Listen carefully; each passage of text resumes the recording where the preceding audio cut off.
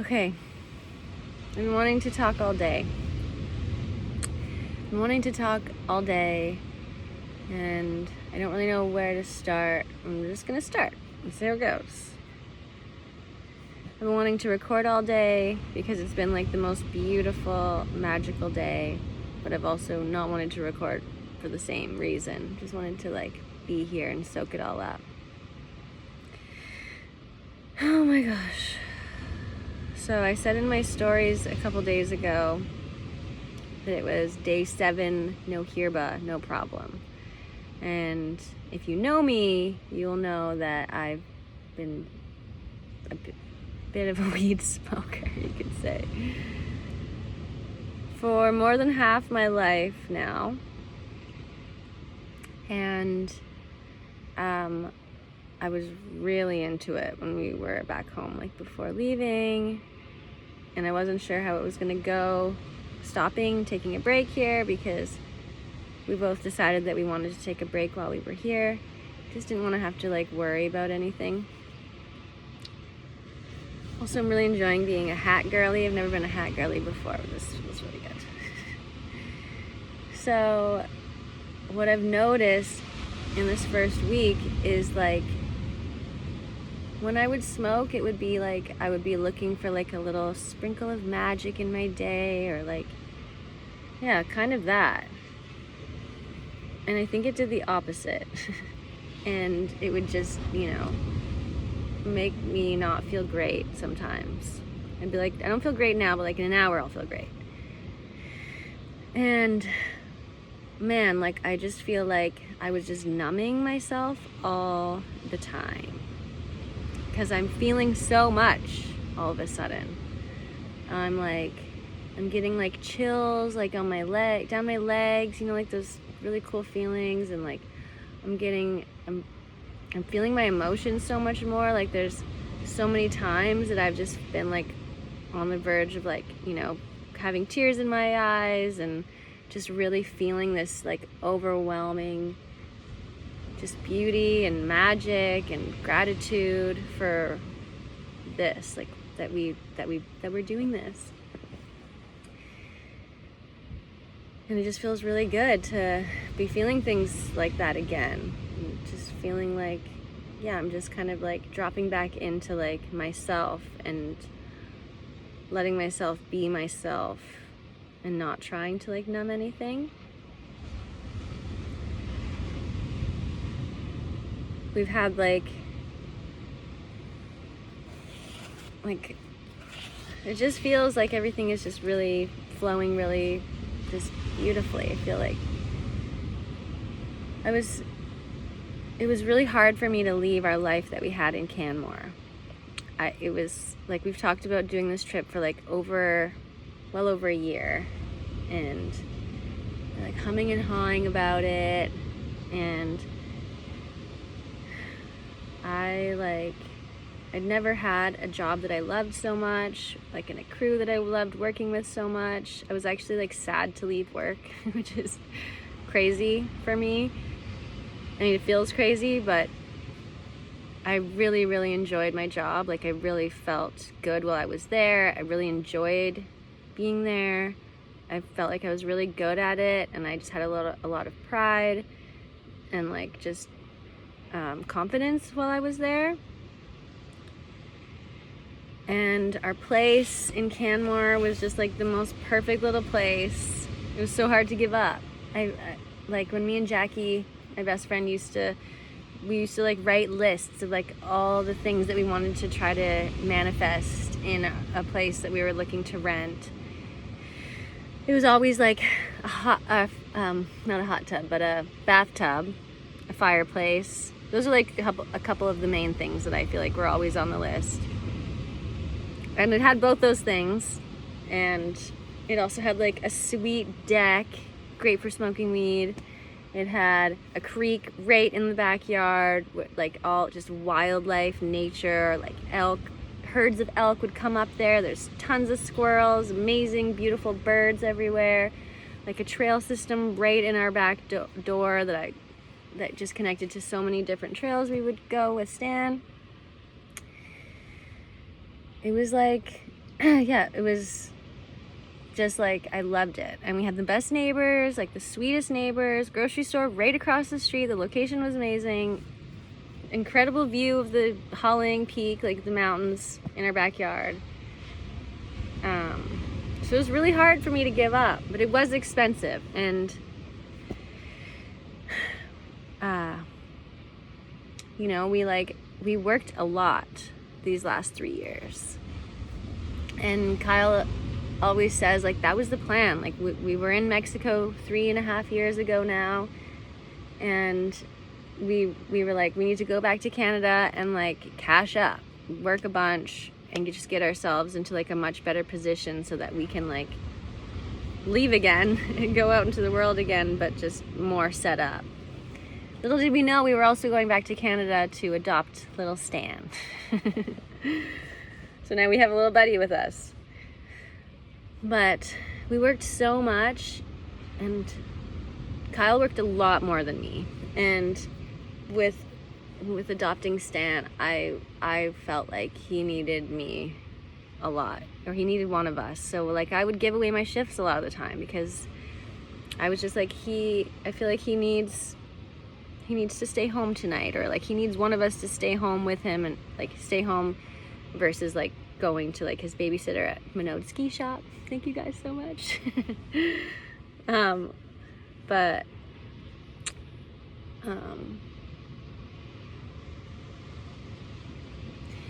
Kyle worked so much this last summer. He was bar managing one of the busiest restaurants in Banff, working like 10, 11-hour shifts all the time, 5 days a week. And just like both of us, we just had like no time or energy for each other. And you could just feel like how that was kind of going, you know? And it wasn't good. And I've thought so many times since being here, and like said to Kyle multiple times, like, I just really feel like I got my boyfriend back. It feels so good. And it's like this other version of him too. Like while he was working all the time, he gets so like in the zone, and he's like so driven and just does an amazing job. Like he really cares. So he'd be like leaving early for work to go like pick some garnishes up that that didn't get ordered that week. And because he had to make sure that like he just really likes to do a really good job. And he really does an incredible job. And when I say that to him, he's like, yeah, but I had to make some money, and like, and we did, and that was the plan, and we did that. And now we're just like in such a better position to be doing this. And we just are both like kind of not in disbelief, but just like so happy that we made it happen. And I just keep having these moments today of just like, wow, like this whole day has just been like incredible. We started the morning walking up these sand dunes like right next to our camp.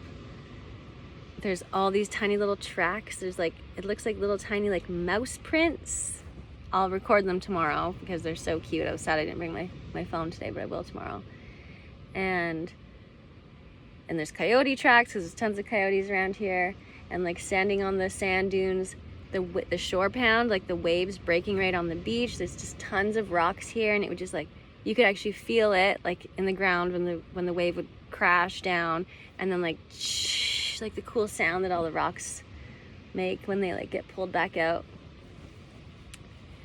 It was so cool. And then we come home, or we come back, and then we make coffee. And then after coffee, we like make this epic breakfast.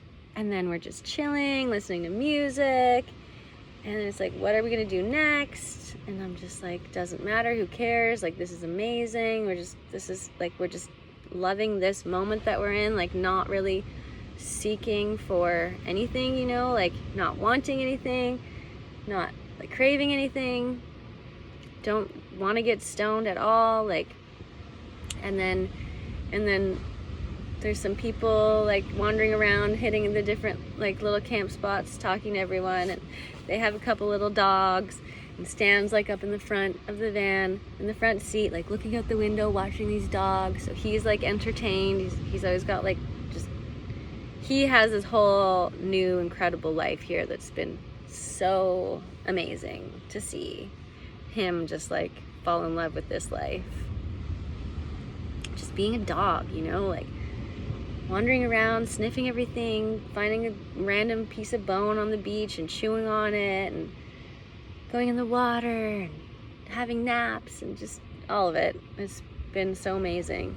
And then these people came over to our camp and they wanted to check out our camp, and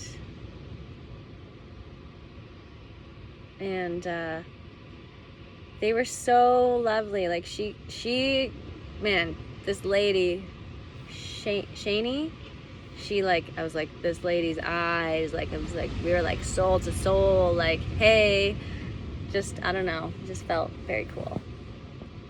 And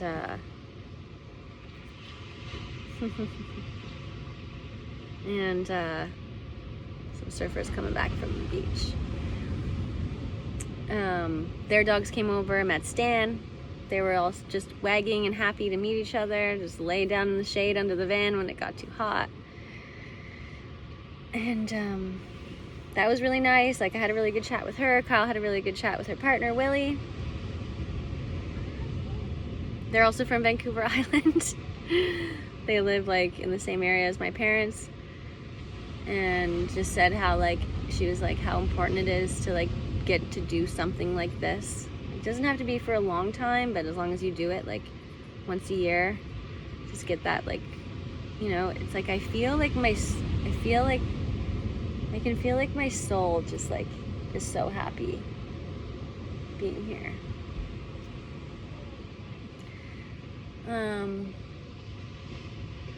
Something Kyle said that I really liked. I feel like we've had little moments with like our loved ones on the other side.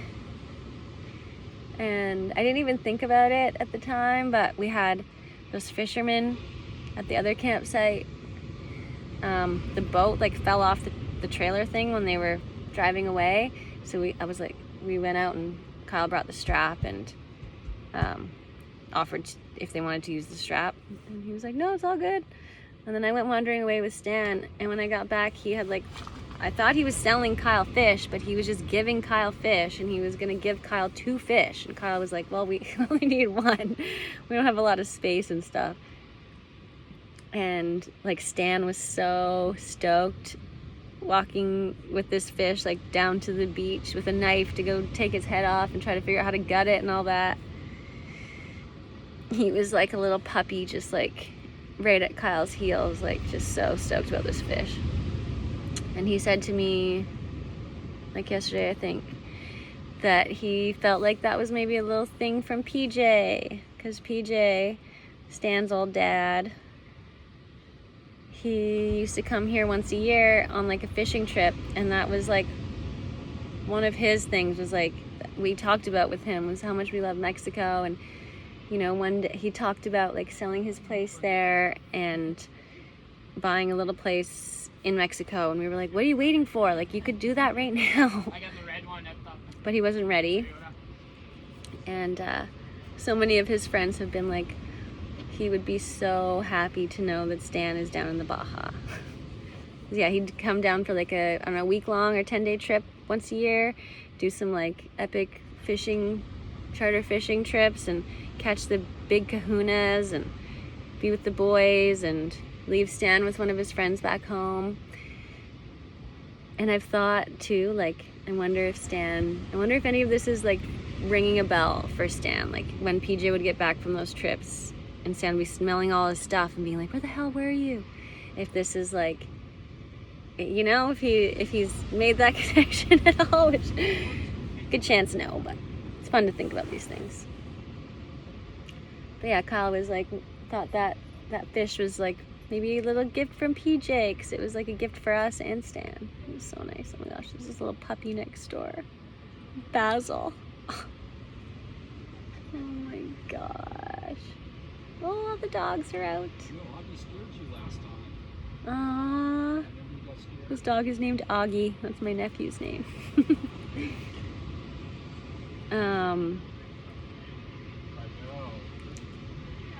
yeah, today's just been like the most beautiful day. And we just both feel like, when we first met, Kyle brought me to Shambhala like 2 or 3 weeks after we met. And like, I was already like really falling for him, but like on the way to Shambhala, I was like, I fucking love this guy. And at Shambhala, I said I love you for the first time there, and then like for 4 more years, 5 years in a row, we would do one festival a year, and it was kind of around like our anniversary, like midsummer, and it was always just like that time where we would go and like kind of reconnect to ourselves and our souls and like the magic of life and just what a miracle it is to be on this planet with all these beautiful souls. And I started my day reading this book about like, well, it's a medium who wrote it, and she's had like a near-death experience, and I just read a part just recently that was like the chances of you being born was 1 in 400 trillion. Like, your life is a gift. It's a miracle that you're here. Live accordingly. And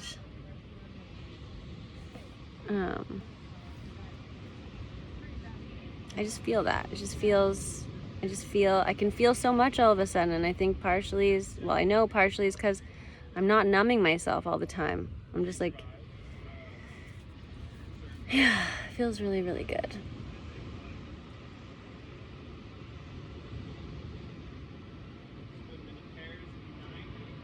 There was something else I was just about to say, and then I forgot.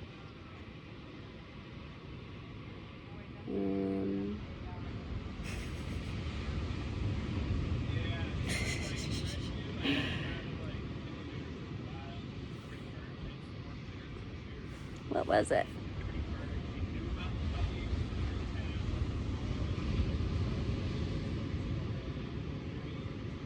I don't know, but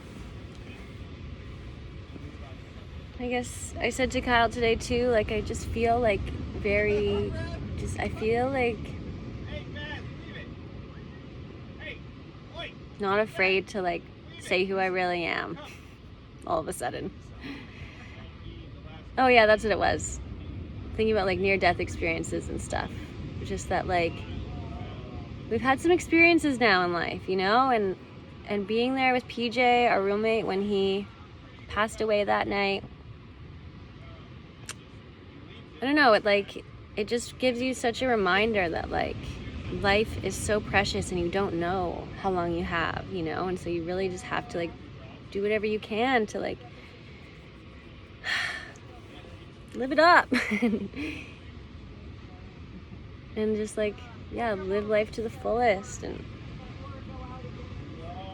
And losing my best friend, one of my best friends, Ben, at 25, like that, you know, it's just like these things happen in life, and you can't help how it affects you. And something that has felt really good lately is, so Kyle's grandma was like very religious, and she would always pray for us and tell us that she was praying for us, and like share like little scriptures with us, and it was always really nice. We always both really enjoyed that. Like, it felt really good. And neither of our parents or our families like particularly religious. I grew up like pretty spiritual. I feel like learning about like, I don't know, reincarnation and stuff from a young age, and meditation and stuff like that. But we're both like, you know, opening our hearts up. Oh, hi, Basil. To God more. Oh, hi.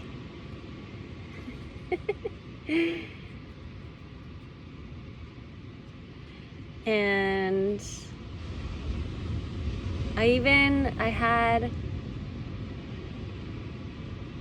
going through those experiences and those kinds of big, deep, like, just moments in life, you know, like being there with someone when they pass to the other side, you're just like, why? Like, we only knew him for 4 months. Like, why was that us that were there for that, you know? But like, after he was gone, I felt like getting to know all of his like people, all PJ's people, like his family and his friends. I'm just like, oh, he's one of us. Like, you know, like,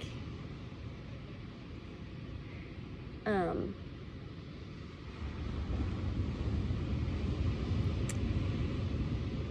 I felt like getting to know all of them, I was like, oh, like definitely our souls, you know each other, and we were meant to be here with him. So it's crazy. It's crazy, just like, I feel like I didn't get to know him all that well while he was alive, but I feel like I got to know him so well when he was on the other side. And I think all the time, like, what he would say if I could talk to him now, you know, and if we could tell him like, this is what happened, and like, and you know, and now we have Stan, and now like we have Stan in Baja.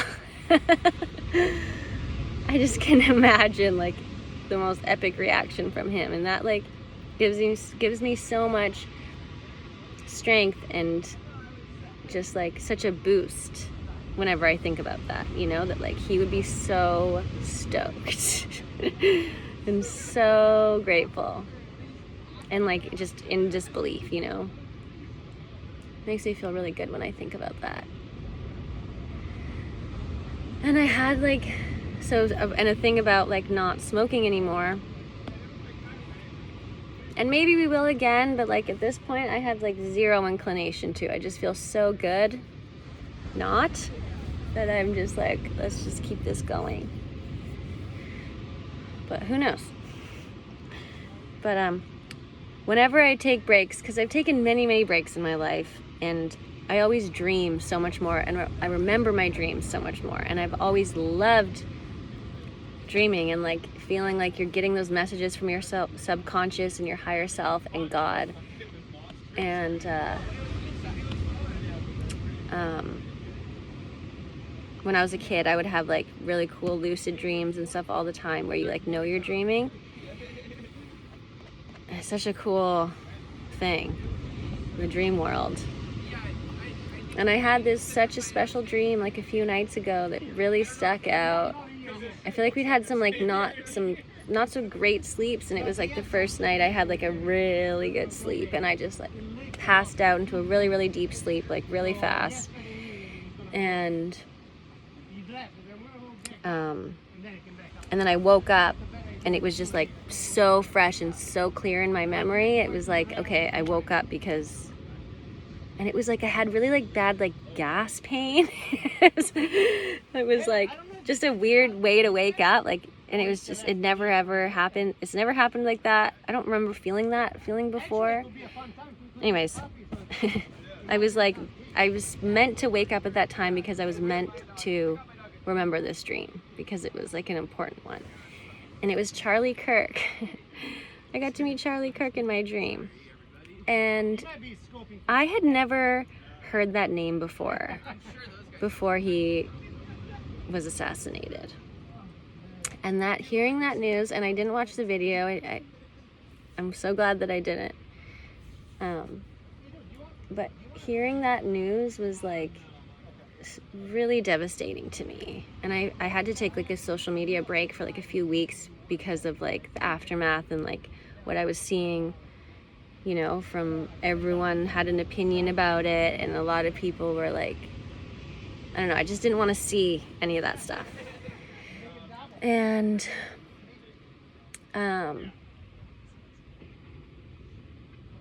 we've heard a lot about him since, and I've heard and seen some clips of him talking. I kind of know like what I know that he was like a very strong man of God, you know, very proud in his faith. Maybe that's not the right word, but very, you know what I mean, I think, right? He was a man of God. And have your opinions about him if you will. Like, I'm not gonna have those opinions about him.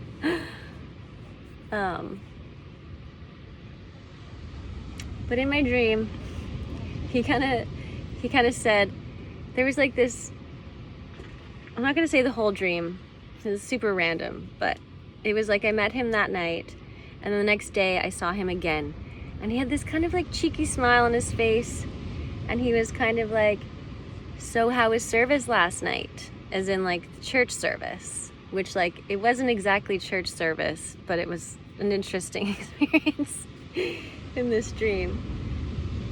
And it felt like a God moment. And then I was like, yeah, it was amazing. Like, that was so awesome. And then he was like, and how does it feel to like know for sure? Something along those lines. And it was like, what he was insinuating was like, know that you are like a child of God. And it felt really, really special. And I said to Kyle today, like, I feel like I could just share all this stuff about me all of a sudden. Like, I could share that, you know, I've smoked a lot of weed in my life. And I know a lot of you know that, and maybe everyone knows that, but I think some of you don't, probably. And I feel like I'm not ashamed. It's a weird thing, this like shame that we have around talking about God and Jesus and stuff. And like, I just feel like I'm not afraid to share that all of a sudden, because it just feels good to me. And like, I talk to God a lot, I talk to Jesus a lot, I like ask them to like come in and like fill me with their light a lot, because I've learned that from a woman that I follow online who was like very much in the new age, like spiritual realm of things, and then she's like really found God recently, and like just talks about like how she just hangs out with Jesus all the time, because she's another like one of those kind of like psychic intuitive ladies. So she talks about these like conversations she has with Jesus and stuff, and I'm like, okay, like, you know, but the messages that she's sharing are really, really just nice, and I really appreciate them. And when we got here, I wasn't super sure about this spot when we first got here. I think I got kind of hungry, and we had to like set up camp and everything, and then there was coyotes, and then I heard there's tons of coyotes here, which we haven't really dealt with yet, but hopefully it's not an issue. And there's like so many other campers here after like just being on our own for a whole week. But like, everyone's so nice. This couple that came over, Shani and Willie, they were so nice. And then we met this other guy from California who's like, welcome to the happiest place on earth. And we're just like, yeah, like I feel that. And Shani was like, just something about the magic here with like a little twinkle in her eye. And I'm like, I feel that. Like, I keep getting like kind of sidetracked what I'm gonna say, but oh yeah, I wasn't sure about this spot when we first got here, but then today it's been like just the most beautiful day. And I don't know, I guess like I just wanted to share, like, you know, it would have been so easy for me to like stay in Canmore and keep doing what I was doing, but like it was also taking a toll on us for sure. And it was, you know, it's like, you can do that life, but you have to work all the time. And the way that we have been able to do this, like saving up a bunch of money so that we can go and like kind of free ourselves like this for like a while and just be like human beings, not human doings. It's been so nice. And it's like, I don't have any like, you know, I want people to like know that it's possible, I guess. You know, that if you're feeling like stuck, that like you can do it. You know, because I've felt that a lot in my life. And like, I'm so grateful for my job. My last job at the Bison, I had like the best team and the best bosses and like best managers, and just like it was a joy to be there. And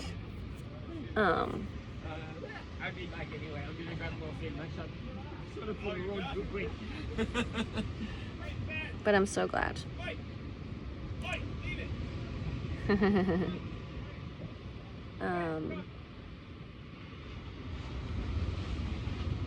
Oh yeah, and that's what I was gonna say is like, I don't know how to like tell anyone how to do this, I guess.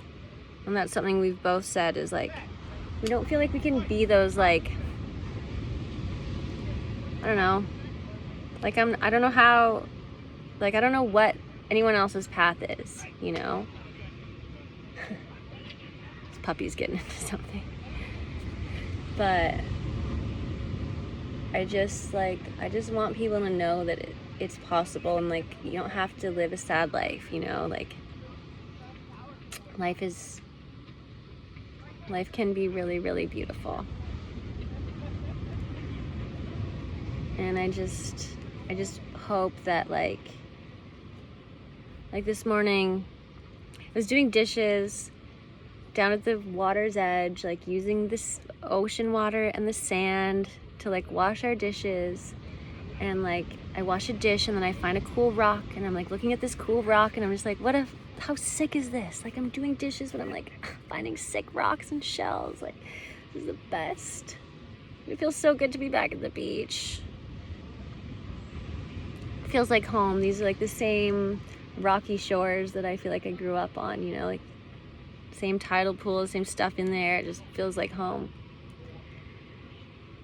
But I was doing dishes and I was just thinking, like, may all beings be free. And thinking how, like, I feel so free right now. And, like, it's up to us to free ourselves. And each one of us who can do it is one more soul who's free. So I just want to give a little encouragement to, like, you know, that it's possible. And like you do have to sacrifice sometimes, and these last 3 years, like they were a lot. You know, I feel like my journey with alcohol has been a big one in life as well, and I'm finally feeling like just healed from that. But that was really pretty hard for a while after PJ passed, and then just going from being like no real responsibilities to like having a dog to take care of. That was a big transition. And then like, oh my god, dude, like he got a little injured and he was just always at the vet. Like we were at the vet so fucking much, and he had a limp, and we tried all this laser therapy and then got him on like arthritis medication, but he would still like tweak it and just be limping all the time, and it seemed like it didn't matter if he'd had this shot or not. He would just like hurt it sometimes. Anyways, that was really hard. And I was like, is this my life now? Do I just have to come to the vet every single month with Stan? Like, how are we gonna travel again? And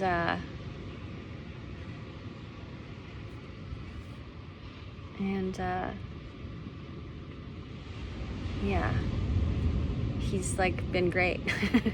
We're like a week or two over when his shot should have happened, and the thing is, like, I can go to a vet here and I can get him one of those shots, but he doesn't need it.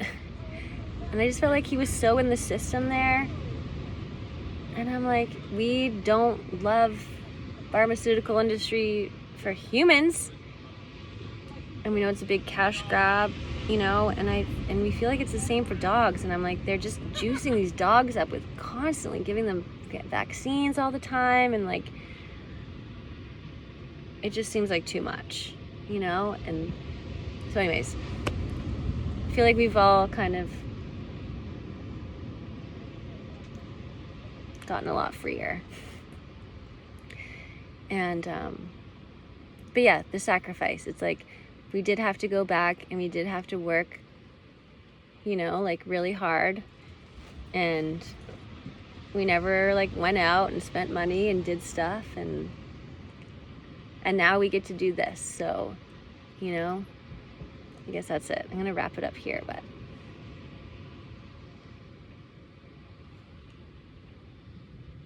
hallelujah.